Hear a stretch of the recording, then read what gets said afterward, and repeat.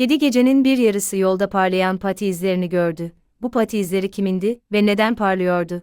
İzleri takip ederek evinden çok uzaklaştı. İzler bir türlü bitmiyordu. Kedi sonunda uzunca bir merdiven gördü. Merdiven uzaya çıkan gizli bir geçitti. Kedi kulakları olan ve üzerinde pati izleri olan gizli bir gezegen gördü.